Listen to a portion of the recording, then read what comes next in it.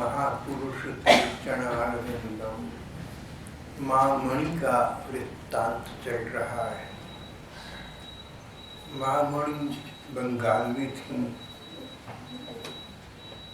बचपन में अपनी दादी के साथ रही। दादी परम भक्तिमती थी। मणि माँ के संस्कार पूर्व जन्मों के ऐसे थे कि दादी के सत्संग से उभर आई और वो अपने अबोध शैशव में ही श्री भगवान में भक्ति पूर्वक लग गई।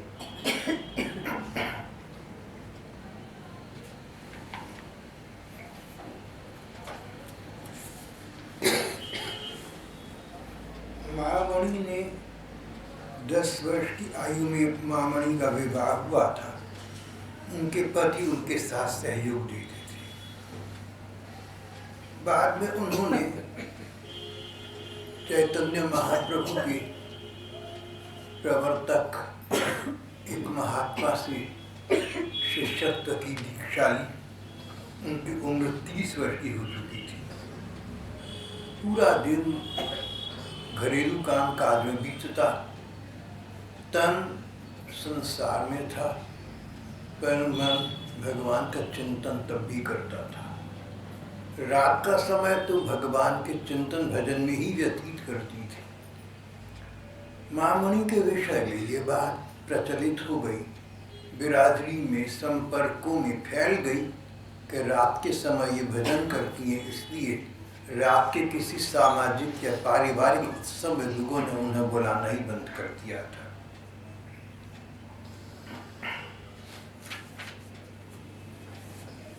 सन 1941 में महामणि के पति देव का देहांत हो गया। उस समय उन्हें आवेश में ऐसा लगा, मनु साम्राज्य में लगा कि उनके परम गुरु विजय कृष्ण गोस्वामी उन्हें 3 निर्देश दे रहे हैं। पहला, 1 वर्ष तक इस घर को छोड़कर कहीं न जाना। दूसरा, किसी आत्मीय सृजन की सहायता न लेना। तीसरा, तुम्हारी सब व्यवस्था भगवान करेंगे, ये विश्वास रखना। महामणि ने इन 3 आज्ञाओं का पूरा पालन किया और ये देखा कि सचमुच जब उन्हें किसी प्रकार की कोई आवश्यकता होनी होती थी, जब उन्हें ये पता भी नहीं होता था कि आगे जाकर उन्हें आवश्यकता पड़ेगी किसी वस्तु की, उससे पहले ही अचानक कहीं से वो वस्तु मिल चुकी होती। उन्हें खाने पीने का सामान, राशन प्रचुर मात्रा में अचानक मिला। उसके बाद सन 1945 आ चुका था। हिंदू मुसलमानों के फिसाद हुए, बाहर निकलना असंभव हो गया। महामणि को तब पता लगा कि मेरी व्यवस्था भगवान ने घर पर रहते रहते भजन भोजन की स्वयं ही कर दी थी।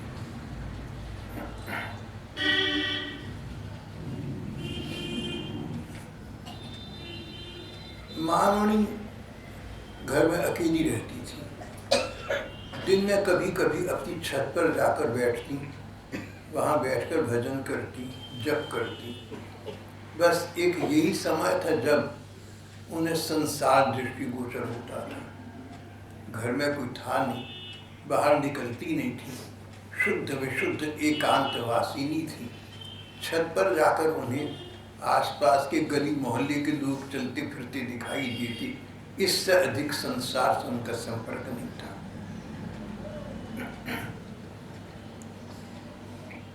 हिंदू और मुसलमानों की उपद्रव हुए, उसमें अमानुषिकता के उन्होंने तांडव देखे।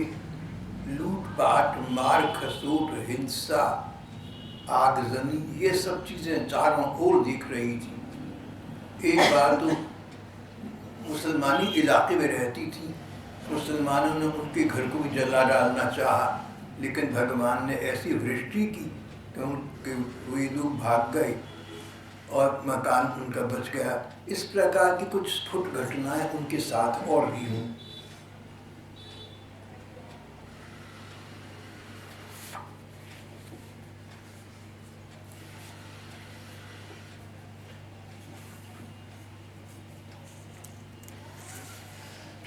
सन 1945 में महामणि अपनी माँ और भाई के साथ वृंदावन दर्शन करने गए।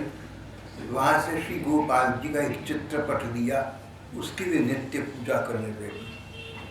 1947 में मणि माँ ने जगन्नाथपुरी जाने का निर्णय किया। वे जगन्नाथपुरी चली गई। वहाँ 2 वर्ष रही। बुढ़ापा आ चुका था, कोई सहाय न था, कोई संबल न था। फिर भी जगन्नाथ जी की आरती, ध्यान और दर्शन में सारा दिन जगन्नाथ जी के ध्यान पूजा आरती में पूरा दिन आनंद में बीतता। आंधी पानी में भी उन्होंने कभी जगन्नाथ जी के दर्शन नहीं छोड़े। बाधाएं आने पर भी जो व्यक्ति नियम पालन करता है, धर्मो रक्षति रक्षितः, उसकी रक्षा भगवान स्वयं करती है। 1949 में माँ मणि का मन हठात वृंदावन जाने को मचल पड़ा। उस समय न तो उनकी उस बुढ़ापे में शारीरिक अवस्था ऐसी थी कि कलकत्ता से वृंदावन जाएं, और न उनके पास आर्थिक ऐसी स्थिति थी, पैसे की भी कमी थी। उन्हें बाय का रोग हो गया था, वात रोग, जिसे आजकल कहते हैं गैस्ट्रिक या कई नाम है इसके, एसिडिटी और पता नहीं क्या क्या ट्रबल।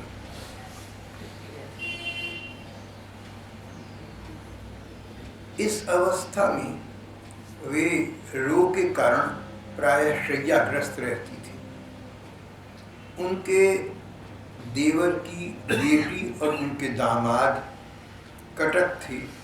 वे कटक गईं और वहाँ जाकर उन्होंने उनसे वृंदावन जाने की बात की। उन लोगों ने स्नेहवश उन्हें रोका। उन्हीं दिनों अचानक महामणि के भाई, जो कलकत्ता विश्वविद्यालय में मनोविज्ञान के प्रोफेसर थे, वहाँ पर आए। वो उनको अपने साथ ले गए। उनके कुछ शिष्य इस ओर अलीगढ़ की ओर आ रहे थे, वो उनको वृंदावन ले आए। महामणि की इच्छा पूरी हो गई। महामणि के पति के समय उनका एक मकान था जो उन्होंने किराए पर लिया था। किराएदार ने उन्हें 300 रुपये अग्रिम दे दिए, पहले ही दे दिए, इन एडवांस दे दिए। आर्थिक समस्या भी हल हो गई। वृंदावन पहुंच गई। वृंदावन उनके गुरु भाई थे, जो उस समय वृंदावन में धीर समीर नाम के कुंज में रहते थे।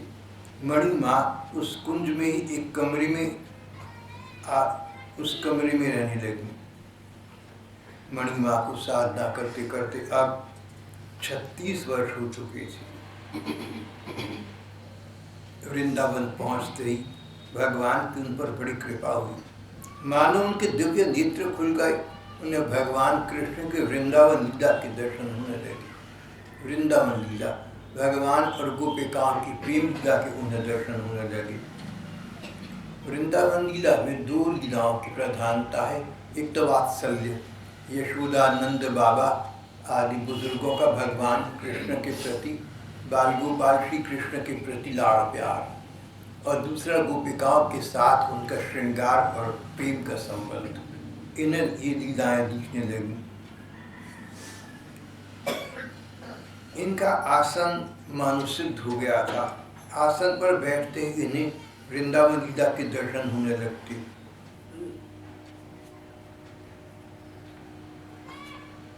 उन्होंने एक पुस्तिका जो बाद में उनके जीवन काल ही में प्रकाशित हो गई थी, उस पुस्तिका में लिखा है, वृंदावन में मैं कहीं आती जाती नहीं। प्रातः 3-4 बजे से 8-9 बजे तक और शाम को 4 बजे से रात 8-9 बजे तक आसन पर बैठती हूँ। इस समय भगवत कृपा से मुझे उनकी लीला के दर्शन होती हैं और मुझे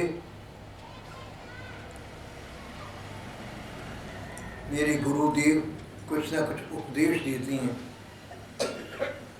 जो लीला दर्शन होती हैं और गुरुदेव से जो कथा वार्ता होती है, उसे गुरुदेव लिख रखने को कहते थे।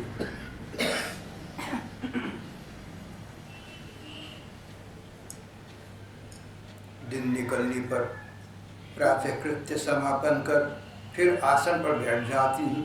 रात में हुए दर्शन और कथा वार्ता जो अंश गुरुदेव कहते हैं लिख देती हूँ। मैं पढ़ी लिखी बिल्कुल नहीं।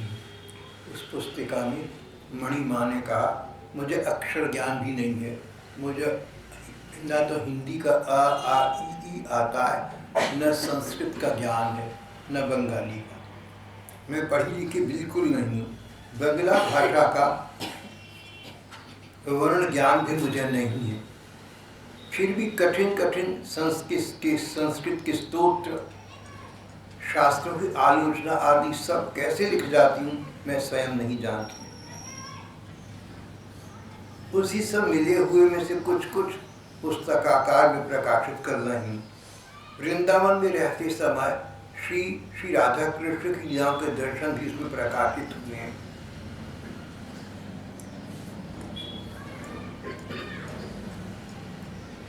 मणिमा अपनी अनुभूतियों को, जो उन्हें ठाकुर लीला के दर्शन होते उसे, या जो गुरुदेव से उन्हें उपदेश प्राप्त करते, उन उपदेशों को लिखने या प्रकाशित करने के पक्ष में नहीं थी। लेकिन उनको आवेश में गुरुदेव ने, मनोभाव में गुरुदेव ने आदेश दिया, देखो इस युग में असली वस्तु की जगह नकली का आदर विशेष रूप से किया जाता है। ये बात उन्होंने आज से 60 बरस पहले कही। विचित्र लगती है ये बातें। 1950 1960 के दशक में ये बात हुई। हम लोगों को अब ऐसा लगता है कि तब तो बल्कि इतना भ्रष्टाचार जितना आज नहीं था। और साधु संतों में जो पाखंड प्रपंच आजकल लगती हैं वो भी तब नहीं थी। लोगों में भी तब श्रद्धा थी। हमें ऐसा लगता है कि हमारे बचपन में धर्म का जो रूप था अब तो बहुत विकृत हो चुका है।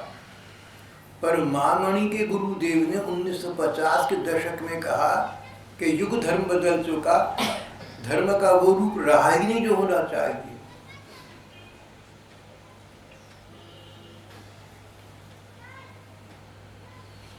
हम लोग छोटे थे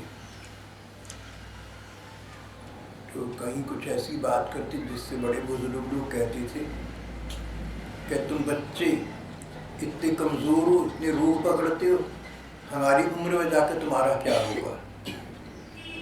यानी वो लोग बच्चों से अधिक स्वस्थ थे। आज मैं देखता हूँ कि मेरी उम्र से छोटे छोटे बच्चों को न जाने क्या क्या रोग लग जाते हैं। और मैं उनसे ये बात कहता हूँ कि तुम लोगों का हमारी उम्र में क्या होगा। 18-22 बरस की एक बच्ची है, कहती है अकेली नहीं जाती, चक्कर आते हैं, गिर पड़ती। इस प्रकार की मैं आपको उदाहरण देकर इस बात को बढ़ाना नहीं चाहता, पर अनेक अनेक उदाहरण हैं।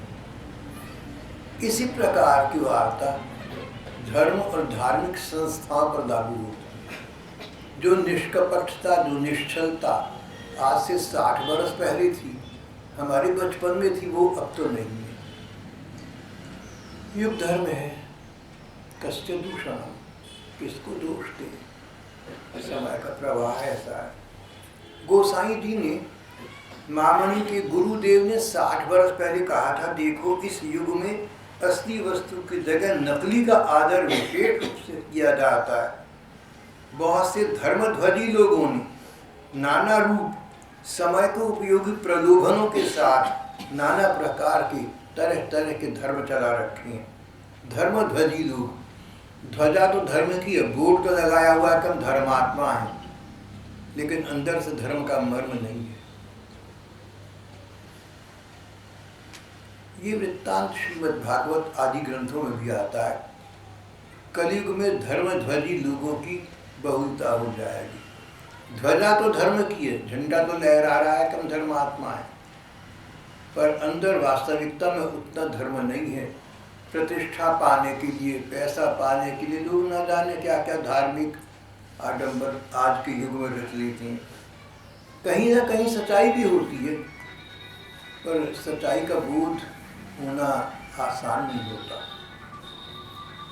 लोग इस प्रकार के धर्मध्वजी लोगों के बहाव में बही चली जा रहे हैं। चैतन्य महाप्रभु के पवित्र धर्म का लोग मनमानी रूप से प्रचार कर रहे हैं। चैतन्य महाप्रभु के त्याग वैराग्य का आदर्श पालन करना तो दूर, उन्होंने जिन जिन सांसारिकताओं का निषेध किया था उनमें वे आसक्त हो रहे हैं। इसलिए सत्य धर्म का प्रचार होना नितांत अनिवार्य है।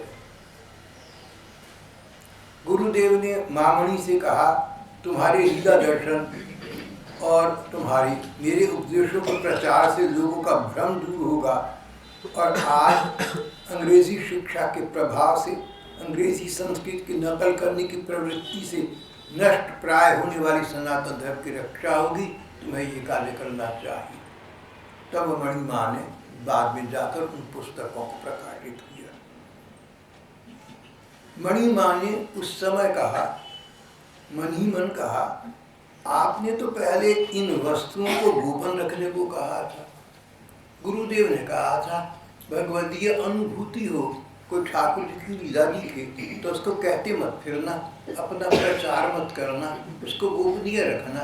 और अब आप कह रहे हैं कि इनको प्रकाशित करना, तो सब समाज के सामने आ जाएंगी। उसी समय उन्होंने कहा, जब प्रथम लीला दर्शन होता है तब उसे छिपाकर रखना ही आवश्यक होता है, पर बाद में प्रकाश करने से कोई हानि नहीं होती। पुराने संत महात्माओं ने अपने अपने भजन का फल जीवों के लिए प्रकाशित किया। यदि वे ऐसा न करते तो क्या जीवों को संसार में भगवत प्रेम का कुछ परिचय प्राप्त होता? बहुत ठीक बात है। अगर प्रेमावतार प्रभु चैतन्य की जीवनी हमारे सामने न होती तो हमें कुछ भी नहीं पता था। अगर मीरा जी का चरित्र ना छपता, आंडाल का चरित्र ना छपता, तुलसीदास जी की जीवनी न छपती, तो हम तो कहीं के भी नहीं थे। कभी कभी मैं सोचता हूँ, कभी कभी मैंने यहाँ सत्संग में कहा कि हम लोगों को एक ऐसी सुविधा प्राप्त है जो प्रेमावतार प्रभु चैतन्य देव को प्राप्त नहीं थी, तुलसीदास जी और सूरदास को प्राप्त नहीं थी, और वो है उनके समय लिखा गया भक्ति साहित्य। 16वीं शताब्दी में भगवान कृष्ण की भक्ति को लेकर बहुत कुछ साहित्य का लेखन हुआ। 16वीं शताब्दी के संत महात्माओं को वो साहित्य तब उपलब्ध नहीं था जो हमें आज उन्हीं लोगों की कृपा से उपलब्ध है।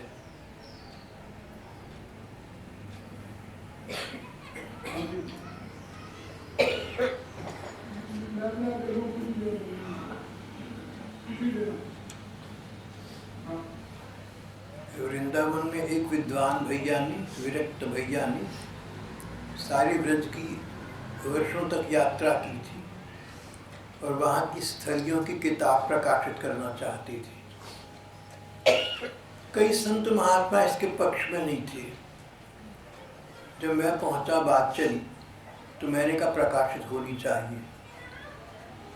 अगर ये भैया व्रज के स्थलियों का वर्णन नहीं करता तो व्रज की जिन स्थलियों का पुराना वर्णन हमें पुराने लोगों से प्राप्त है वो भी ना होता, वो भी ना करते, हमारे पास तो कुछ भी ना होता। तो स्वार्थ के लिए तो कुछ करना या आत्म प्रचार के लिए कुछ करना उचित नहीं है, पर परमार्थ के लिए करना, लोक मंगल के लिए करना हमारा कर्तव्य भी है और अधिकार भी।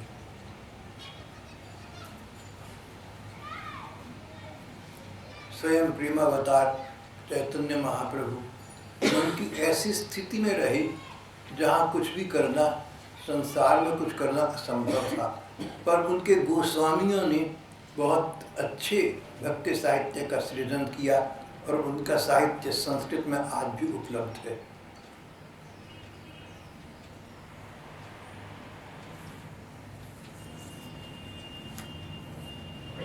मणिमा ने लिखा है, मुझे पढ़ता लिखना बिल्कुल नहीं आता, मुझे बंगाली कायदे का अक्षर बोध भी नहीं है। जैसे हिंदी में कहते हैं आ आ ई ई का घा गा घा, ये भी नहीं है। आश्चर्य है लेकिन कि मैं संस्कृत के स्तोत्र और शास्त्रों की वार्ताएं बहुत ठीक ठीक लिख जाती हूँ और वही पुस्तक मेरी प्रकाशित हो रही है। ऐसा हो जाता है। अनाज मंडी में सुमन के घर में या इनके घर के बिल्कुल पास एक माँ जी रहती थी, शांति माता जी, अनपढ़ थी बिल्कुल। और कहें तो ये भी कह सकते हैं कि वो नायन थी। उनके हस्बैंड भी अम्बाले के प्रसिद्ध नायक थी। सन 1945 में उनके पति 5 रुपए में कटिंग किया करते थे घर घर जाकर। सन 45 में 5 रुपए बहुत होते थे। तो समय व्यतीत होता गया, बातें बदल गई, लेकिन बात समय व्यतीत होने से पढ़ाई तो अपने आप किसी को आया नहीं करती। तो एक दिन माँ जी मुझसे कहने लगी कि बेटे मुझे तो किताब पढ़ने को दी थी। मेरी समझ में नहीं आया कि अनपढ़ औरत किताब क्या पढ़ेगी। मैंने पूछा तो बोली कि मुझे ये उषा विजय बहन है, ये पढ़ के सुना देंगी। इनका वहाँ बहुत आना जाना था। तो वो उषा इनकी विजय बाला की बहन थी, डबल MA थी, 2nd क्लास में थी। अचानक उसका शरीर ही शांत हो गया, भगवान की इच्छा है। वो उनको पुस्तकें पढ़ के सुनाया करती। बाद में उसको समय का अभाव हुआ तो भी माता जी पुस्तकें लेती रहीं। मेरे पूछने पर उन्होंने कहा कि बेटा मुझे समझ नहीं आती ये बात कैसे होती, मुझे तो हिंदी का या किसी भाषा का ज्ञान नहीं है, लेकिन ये किताबें मैं पढ़ लेती। उन्होंने मुझे पुस्तकें पढ़कर सुनाई। मैं इस बात का आपके सामने जीवंत प्रमाण हूँ कि उस अनपढ़ नायन माजी से मैंने किताबें सुनी, उन्होंने पढ़कर मुझे सुनाई। बोली अलग अलग मुझे नहीं पता। मान लीजिए उन्होंने शब्द पढ़ा भगवान कृष्ण, भगवान भगवान, ये मुझे नहीं पता क्या है। कृष्ण री की मात्रा लगी, ये मुझे नहीं पता क्या है। जैसे तस्वीर देखे ऐसे मैं पढ़ लूँ। सारी पुस्तकें पढ़ने लगी थी। हमारी अपनी जीवन की बात। मुझे तो ऐसी बातों पर विश्वास हुआ नहीं करता। मैं तो बड़ा तार्किक और शंकालु स्वभाव का व्यक्ति हूँ, लेकिन ये बात तो मैंने उनके अपने सामने स्वयं देखी। इस प्रकार यहाँ आने वाले पाठ के कुछ मैंने बड़ी जनों के चमत्कार और भी देखे। तो आश्चर्य होता, देखकर विश्वास तो करना पड़ता है। ऐसी स्थिति मणिमा जो अपने अबोध शैशव से भगवान के प्रेम में आसक्त थी, अगर वो कहें कि मैं अनपढ़ हूँ लेकिन संस्कृत बंगाली के साहित्य सृजन करती हूँ, कौन सा आश्चर्य है। भगवान सब करा दीजिए।